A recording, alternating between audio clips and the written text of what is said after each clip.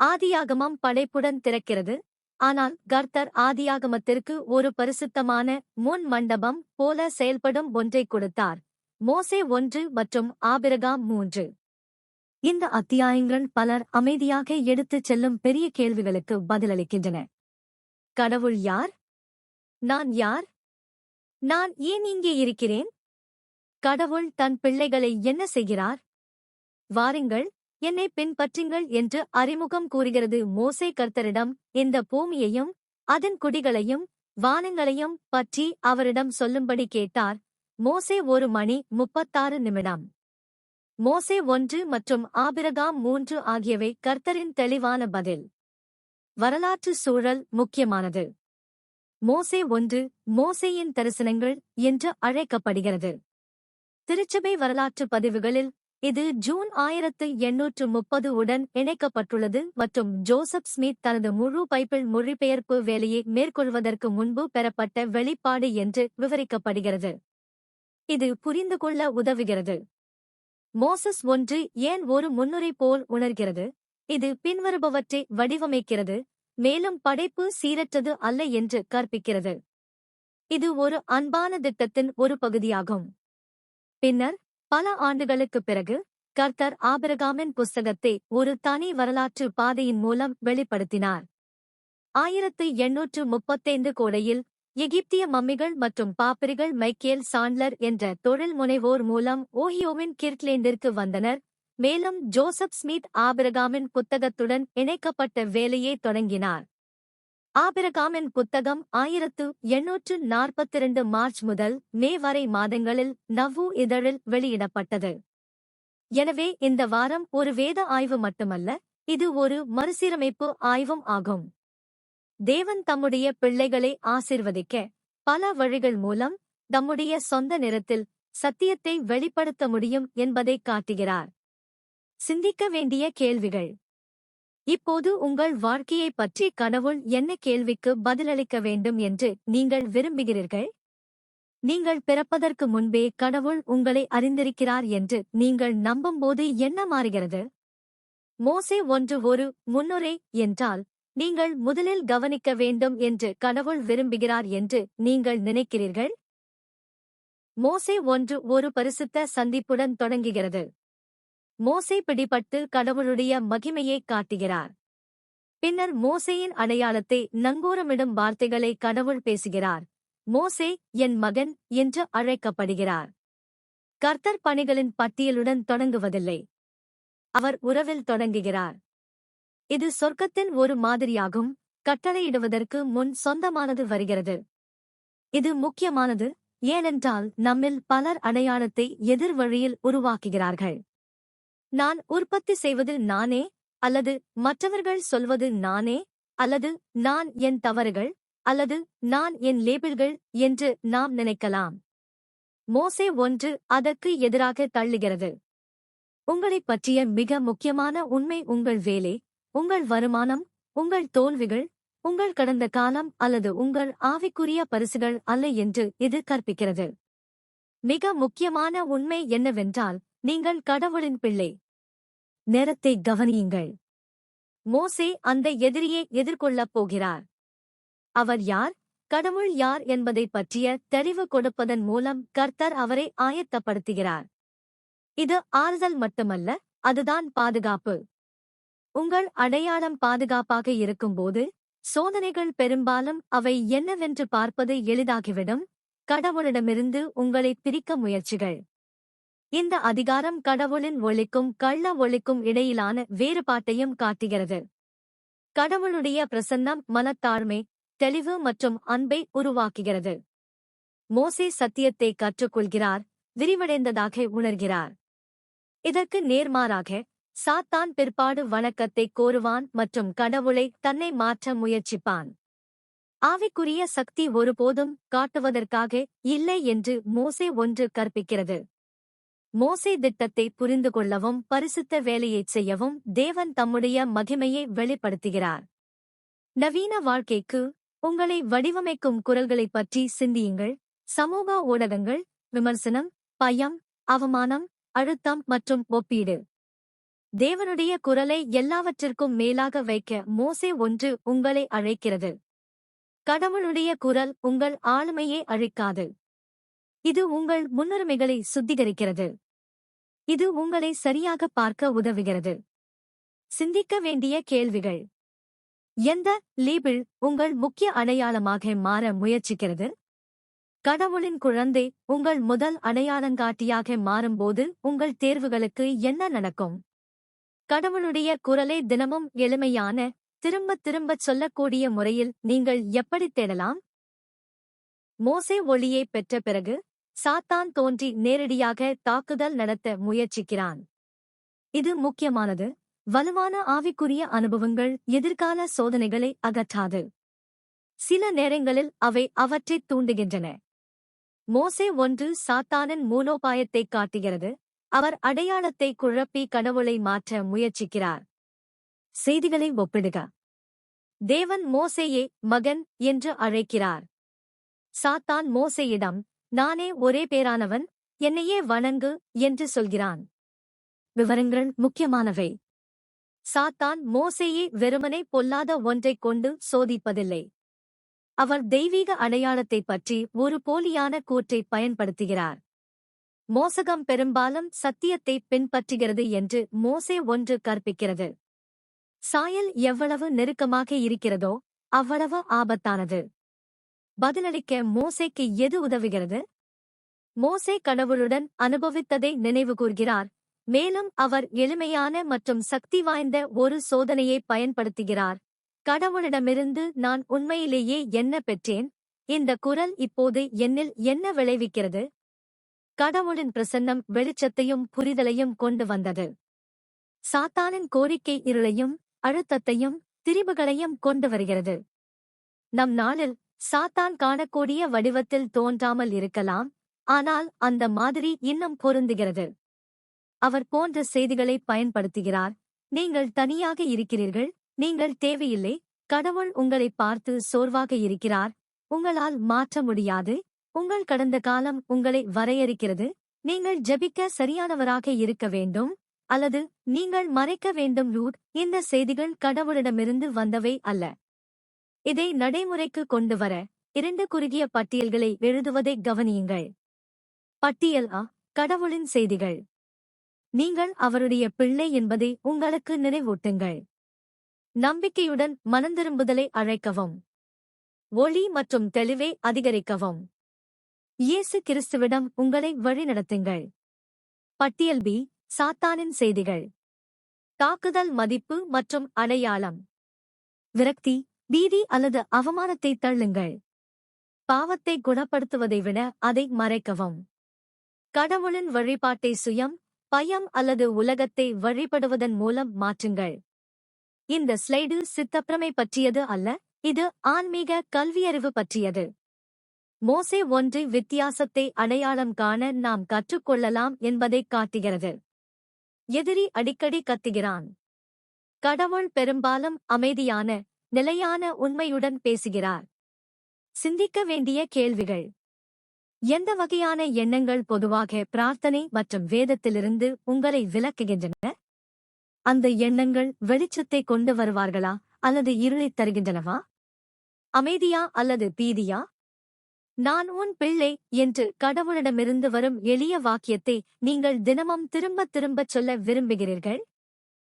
மோசே 1:12-26 ஒரு ஆவிக்குரிய உயிர் வாழும் வழிகாட்டி.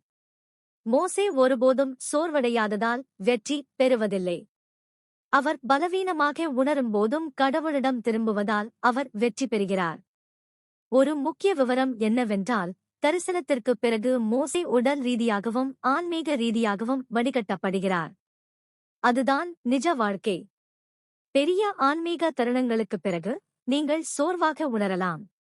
பெரும் மன அழுத்தத்திற்குப் பிறகு நீங்கள் மூடுபனியே உணரலாம். சாத்தான் தாழ்ந்த தருணத்தில் தாக்க முயற்சிக்கிறான். நாம் பலவீனமாக உணரும்போது பயப்பட வேண்டாம் என்று மோசே நமக்கு கற்பிக்கிறார்.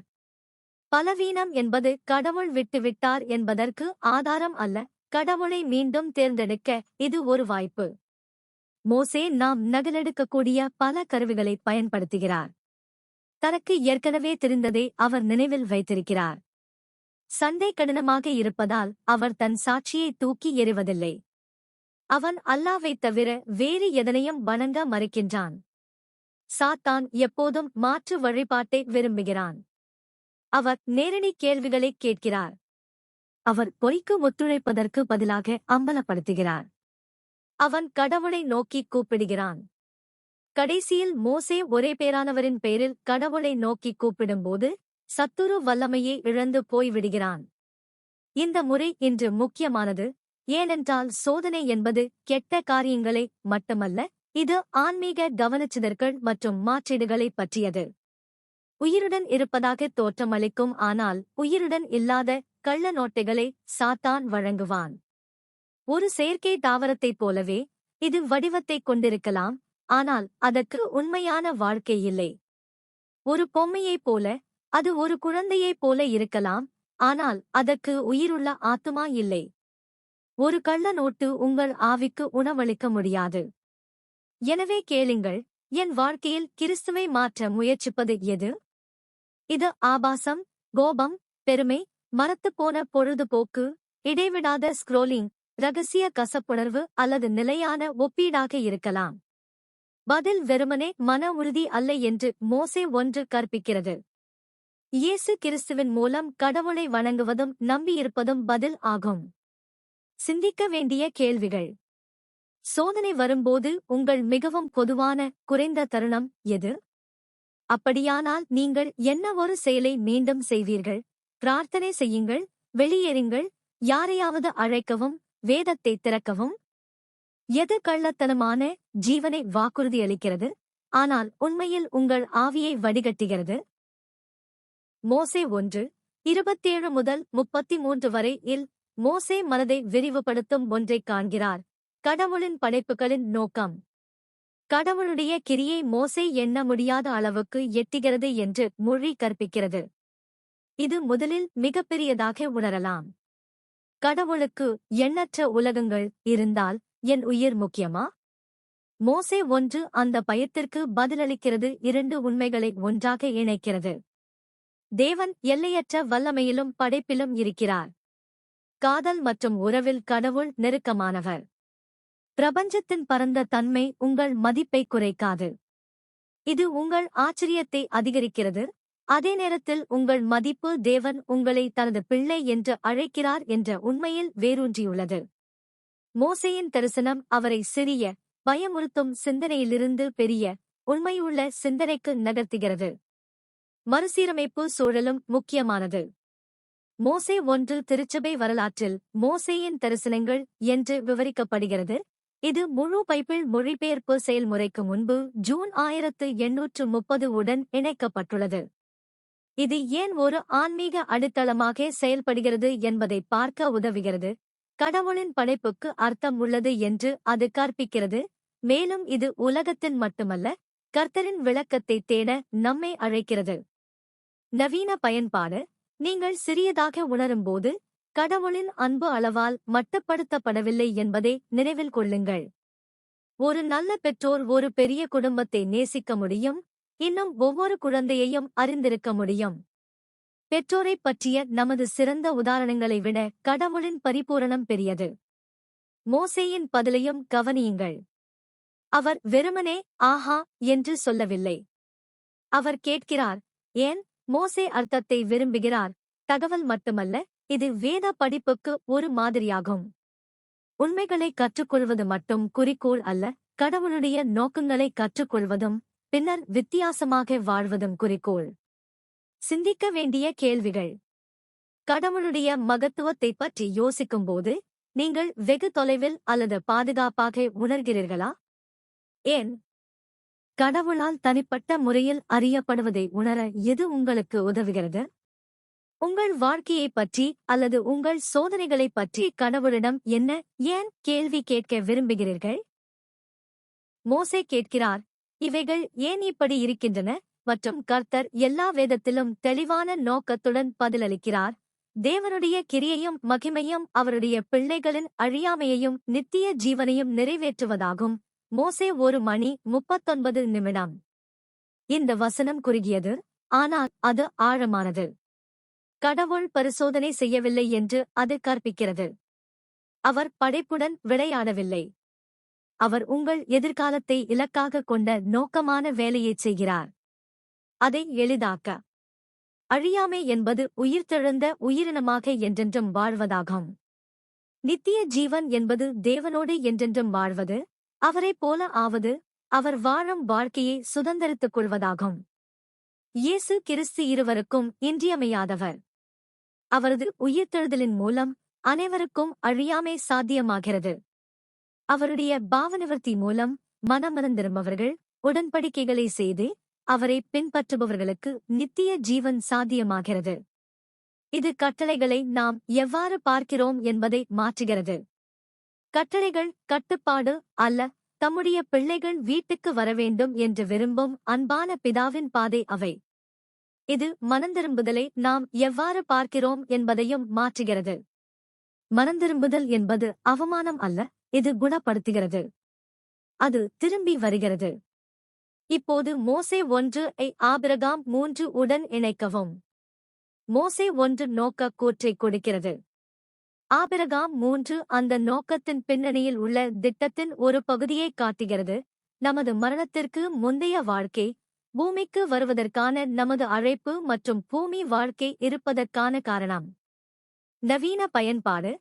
வாழ்க்கை நியாயமற்றதாக உணரும்போது இறப்பை எளிதாக்குவது கர்த்தரின் முக்கிய குறிக்கோள் அல்ல என்பதை நினைவில் கொள்ளுங்கள். உங்களை நித்தியமாக்குவதே அவரது குறிக்கோள். அப்படியென்றால் கடவுள் வலியை புறக்கணிக்கிறார் என்று அர்த்தமல்ல. கிறிஸ்துவின் மூலம் மகிமைக்கு வழிநடத்தக்கூடிய ஒரு பள்ளியாக அவர் மரணத்தை பயன்படுத்துகிறார் என்று அர்த்தம். சிந்திக்க வேண்டிய கேள்விகள். இப்போது உங்களுக்கு மிகவும் முக்கியமானது எது? வசதியாக இருப்பது அல்லது நித்தியமாக இருப்பது? கடவுளுடைய கிரியையையும் மகிமையையும் தெரிந்து கொள்வது உங்கள் ஜெபங்களை எப்படி மாற்றுகிறது? இந்த வாரம் நீங்கள் பலப்படுத்தக்கூடிய ஒரு உடன்படிக்கை பாதைப்படி என்ன? ஆபிரகாம் 3 சக்தி வாய்ந்த கோட்பாடு, ஆனால் இது ஒரு முக்கியமான வரலாற்று அமைப்பையும் கொண்டுள்ளது. ஆபிரகாமின் புத்தகம் ஆரம்பகால பரிசுத்தவான்களுக்கு அசாதாரணமாக தோன்றிய நிகழ்வுகளின் சங்கிலி வழியாக வந்தது, என்றும் அசாதாரணமாக தெரிகிறது. 1835 கோடையில் மைக்கேல் சாண்ட்லர் என்ற நபர் ஓஹியோவின் கிர்க்லேண்டிற்கு எகிப்திய மம்மிகள் மற்றும் பாப்ரஸ் சுருள்களுடன் வந்தார். பரிசுத்தவான்களின் குழு திருச்சபைக்கு மீதமுள்ள கலைப்பொருட்களை வாங்கியது. ஜோசப் ஸ்மித் பாப்பிரியை ஆய்வு செய்து ஆபிரகாமுடன் தொடர்புடைய மொழிபெயர்ப்பு வேலையை தொடங்கினார். பின்னர் ஜோசப் இந்த வேலைக்கு திரும்பினார். ஆபிரகாமின் 5 அத்தியாயங்கள் ஃபேக்சிமெல்களுடன் மார்ச் மற்றும் மே 1842க்கு இடையில் நவ்வோவில் வெளியிடப்பட்டன. இப்போது இங்கே மொழிபெயர்ப்பு என்றால் என்ன? ஜோசப் ஸ்மித்தின் தேவாவியால் ஏவப்பட்ட மொழிபெயர்ப்புகளில் அவர் பண்டைய மொழிகளை அறிந்திருப்பதாக கூறவில்லை என்றும், கர்த்தர் அவர்கள் புரிந்து கொள்வதற்காக அவர்களின் மொழியின் முறைப்படி சத்தியத்தை வெளிப்படுத்தினார் என்றும் ஒரு திருச்சபை வரலாற்று ஆதாரம் விளக்குகிறது. ஜோசப்பின் மொழிபெயர்ப்புகள் வெவ்வேறு வடிவங்களை எடுத்தன என்று அதே ஆதாரம் கற்பிக்கிறது. சில நேரங்களில் உடல் பதிவுகளுடன் வேலை செய்வது, சில நேரங்களில் ஈர்க்கப்பட்ட வர்ணனை மற்றும் மீட்டெடுக்கப்பட்ட உரையை பெறுவது. வேதத்தை வெளிப்படுத்த தேவன் உடல் கலைப்பொருட்கள், ஆய்வு மற்றும் வெளிப்படுத்துதல் ஆகியவற்றை ஒன்றாக பயன்படுத்தலாம். மொழிபெயர்ப்பு என்பது ஒரு மொழியிலிருந்து மற்றொரு மொழிக்கு வார்த்தைகளை மாற்றுவது மட்டுமல்ல. ஜோசப் ஸ்மித்தின் அனுபவத்தில் மொழிபெயர்ப்பு பெரும்பாலும் கோட்பாட்டை கற்பிக்கும் மற்றும் உண்மையை மீட்டெடுக்கும் ஒரு வெளிப்பாட்டு செயல்முறையாகும். நவீன பயன்பாடு. பலர் கேள்விகளுக்கு பயப்படுகிறார்கள். ஆனால் வேத வரலாறு ஒரு சிறந்த திறமையை கற்பிக்க முடியும். விசுவாசத்துடன் கேள்விகளைக் கேளுங்கள், தொடர்ந்து கற்றுக்கொள்ளுங்கள். நேர்மையான தேடலால் கர்த்தர் அச்சுறுத்தப்படுவதில்லை. அவர் அதை அழைக்கிறார். சிந்திக்க வேண்டிய கேள்விகள். மொழிபெயர்ப்பு என்று நீங்கள் கேட்கும்போது நீங்கள் மொழியைப் பற்றி மட்டுமே நினைக்கிறீர்களா அல்லது வெளிப்படுத்துதலை பற்றியும்? நம்முடைய கற்றலில் கடவுளுடைய பொறுமையானது அவர் மீது உங்கள் நம்பிக்கையை எவ்வாறு பலப்படுத்துகிறது? இரட்சிப்பின் திட்டத்தைப் பற்றி என்ன கேள்வியை இந்த வாரம் படிக்க விரும்புகிறீர்கள்? ஆபிரகாம் 3:22 28 அறுதத்திற்கு முந்தைய வாழ்க்கையின் தெளிவான ஜன்னல்களில் ஒன்றாகும். வாழ்க்கை பிறப்பிலிருந்தே தொடங்கவில்லை என்று அது கற்பிக்கிறது. நாம் பூமிக்கு வருவதற்கு முன்பே ஆவிகளாக இருந்தோம் என்று அது கற்பிக்கிறது. ஒரு திருச்சபையின் சரித்திரச் சுருக்கம் இதை தெளிவாக கூறுகிறது. பூமிக்கு வருவதற்கு முன்பு தனிநபர்கள் ஆவிகளாக இருந்தனர். ஆபிரகாம் புத்திசாலித்தனத்தை காண்கிறார். ஆவிகளில் கடவுளுக்கு ஒப்பானவர் ஒருவர் இருக்கிறார் என்பதை அறிகிறார். அந்த தெய்வீக ஜீவன் இயேசு கிறிஸ்து. அவர் பூமியை ஒழுங்கமைக்கும் வேலையை வழிநடத்துகிறார். எனவே மரணத்திற்கு முந்தைய வாழ்க்கை என்பது நம்மை பற்றியது மட்டுமல்ல, இது கிறிஸ்துவை பற்றியது. இது அவரது தலைமைத்துவம், அவரது அழைப்பு மற்றும் பிதாவின் திட்டத்தை நிறைவேற்றுவதற்கான அவரது விருப்பத்தை மையமாகக் கொண்டுள்ளது. இது முன்கூட்டியே புரிந்துகொள்ள உதவுகிறது. முன்கூட்டியே என்பது விளைவுகளை கட்டாயப்படுத்துவது போன்றதல்ல. தேவன் தனது ஞானத்தின்படி மக்களை ஆயத்தப்படுத்தி அழைக்கிறார், அதே நேரத்தில் ஏஜென்சியை மதிக்கிறார். ஆபிரகாம் 3 தனது பிள்ளைகளை ஆழமாக அறிந்து அவர்களுக்கு சேவை செய்வதற்கான வாய்ப்புகளை உருவாக்கும் ஒரு கடவுளை முன்வைக்கிறார். பின்னர் ஆபிரகாமின் தரிசனத்திற்குள் நோக்கம் அறிக்கை வருகிறது. நாங்கள் அவர்களை இதனால் நிரூபிப்போம். பூமி வாழ்க்கை ஒரு நிரூபிக்கும் நேரம். கடவுளுக்கு தகவல் தேவை என்பதால் அல்ல, ஆனால் நமக்கு வளர்ச்சி தேவை என்பதால். இருள் இருக்கும் உலகில் ஒளியை தேர்ந்தெடுக்க கற்றுக்கொள்கிறோம். எல்லாவற்றையும் தெளிவாக பார்க்க முடியாத போது இயேசு கிறிஸ்துவை பின்பற்ற கற்றுக்கொள்கிறோம். நவீன பயன்பாடு. நீங்கள் வாழ்க்கையில் தாமதமாக உணர்ந்தால் அல்லது நீங்கள் ஆண்டுகளை வீணடித்ததாக உணர்ந்தால், ஆபிரகாம் 3 நம்பிக்கையை வழங்குகிறது. கடவுளின் திட்டம் நீண்டது. இது பிறப்பதற்கு முன்பே தொடங்கி மரணத்திற்குப் பிறகும் தொடர்கிறது. நீங்கள் ஒரு பருவத்தால் மட்டுமே வரையறுக்கப்படவில்லை. திரும்பி வரவும், மனந்திரும்பவும், தொடர்ந்து நகரவும் நீங்கள் அழைக்கப்படுகிறீர்கள். சிந்திக்க வேண்டிய கேள்விகள். நீங்கள் ஒரு நித்திய ஆவி என்பதை நினைவில் கொள்ளும்போது என்ன மாறுகிறது? ஒரு மரண உடல் மட்டுமல்ல. கிறிஸ்துவின் மரணத்திற்கு முந்தைய பங்கு இன்று அவர் மீது உங்கள் நம்பிக்கையை எவ்வாறு அதிகரிக்கிறது? நீங்கள் இன்னும் முழுமையாக பார்க்க முடியாத எதைச் செய்ய கடவுள் உங்களை ஆயத்தப்படுத்தியிருக்கலாம். ஆபிரகாம் 3:25 அத்தியாய வாழ்வில் சோதனைகள் அடங்கியுள்ளன என்று கற்பிக்கிறது. இதனால் அவற்றை நிரூபிப்போம். கடவுள் கடுமையானவர் என்று நாம் நினைத்தால் இந்த வாக்கியத்தை தவறாக புரிந்து கொள்ளலாம். பார்வை எதிர்மாறாகக் காட்டுகிறது. தேவன் தம்முடைய பிள்ளைகளை உயர்த்த ஒரு திட்டத்தை உருவாக்குகிறார். நிரூபித்தல் என்பது அவமானம் அல்ல, இது மகிழ்ச்சிக்கான தயாரிப்பு. மோசே 1 மற்றும் ஆபிரகாம் 3 இங்கே ஒன்றாக பொருந்துகிறது. மோசே எதிர்ப்பின் யதார்த்தத்தைக் காட்டுகிறார். ஆபிரகாம் அதன் நோக்கத்தைக் காட்டுகிறார். எதிர்ப்பு என்பது திட்டம் தோல்வியடைவதற்கான அறிகுறி அல்ல, திட்டம் செயலில் உள்ளது என்பதற்கு இது சான்றாகும். ஏஜென்சி மையமானது. ஏஜென்சி இல்லாமல் உண்மையான சீஷத்துவம் இல்லை. உண்மையான காதல் இல்லை. உண்மையான ஆவல் எதுவும் இல்லை. பூமி வாழ்க்கை இதயத்தை வடிவமைக்கும் தேர்வுகளுக்கு இடமளிக்கிறது. எனவே நிரூபிப்பை எவ்வாறு தேர்ச்சி செய்வது? ஆபிரகாம் 3 ஒரு சரிபார்ப்பு பட்டியலை விவரிக்கவில்லை. இது ஒரு திசையை விவரிக்கிறது. கர்த்தர் கட்டளையிடுவதைச் செய்ய நாம் கற்றுக்கொள்கிறோம். விசுவாசம், மனந்திரும்புதலும், உடன்படிக்கைகளும், சகிப்புத்தன்மையும் இதில் அடங்கியுள்ளன. அதை பயன்படுத்த ஒரு எளிய, நவீன வழி இங்கே. உங்களுக்கு சோதனை வரும்போது மோசேயை நினைவு கூறுங்கள், கடவுளிடம் திரும்புங்கள், கள்ளத்தனங்களை புறக்கணித்து தொடர்ந்து ஜெபம் செய்யுங்கள். நீங்கள் குழப்பத்தை எதிர்கொள்ளும்போது ஆபிரகாமை நினைவு கூறுங்கள். நீங்கள் சீரற்றவர் அல்ல, கிறிஸ்துவை தேர்ந்தெடுக்க நீங்கள் அறியப்பட்டிருக்கிறீர்கள், தயாராக இருக்கிறீர்கள், அழைக்கப்படுகிறீர்கள். நீங்கள் துன்பத்தை அனுபவிக்கும்போது வாக்குறுதியை நினைவில் வைத்துக் கொள்ளுங்கள். உண்மையுள்ளவர்களுக்கு மகிமையையும் அர்த்தத்தையும் நித்திய வளர்ச்சியையும் கடவுள் சேர்க்க முடியும். இது வலியை மறுப்பது அல்ல, இது வலியின் உள்ளே நோக்கம். தேவன் எப்போதுமே சோதனையை உடனடியாக அகற்றுவதில்லை.